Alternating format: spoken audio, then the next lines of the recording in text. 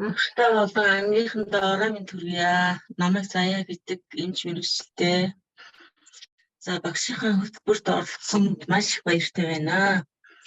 За тэгээд ер нь бол ноёдын хавар эхот харуулсан чинь нээлттэй яг өөхчлөлт үүсч юм гэсэн байхгүй. Тэгээд ямар ч байсан нээлттэй зүйл хөтөлбөрт оролцсон доо гэж бодож байгаад оролцож байгаа.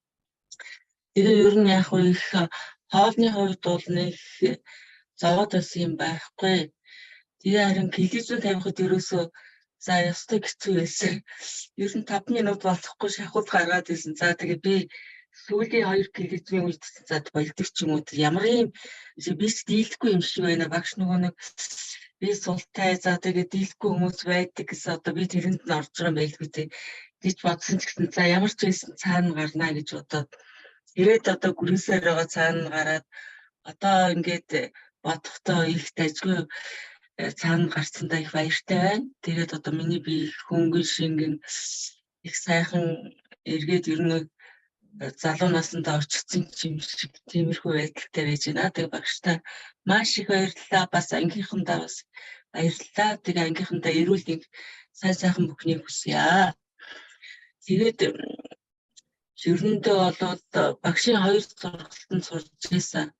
За нэг нь бол гуашаа, нэг нь нөгөө эрүүл амьдрал өглөөнөөс гэсэн сургалтанд сурч ирсэн. Тэгээд ер нь аягүй таалагддаг.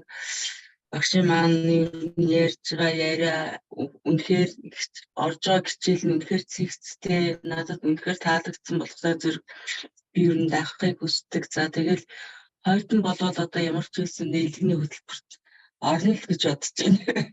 Тэгээд клизм өдрийн давхалт авах гэж бодож байна. Тэгээ ер нь тэр улаан манжигаас өөрчлөн бас хэцүү юм лээ. Эхлээд нэг 2 өдрөөс нь уугаад бөөлжөө. За тэгээд энэ улаан манжигаас үүсэх ёстой барахгүй байна. Тэгээд надад лонгос шуус. Тиймэрхүү үйлдэл өнгөрөөлөө. Маш их сэтгэл өндөр байна.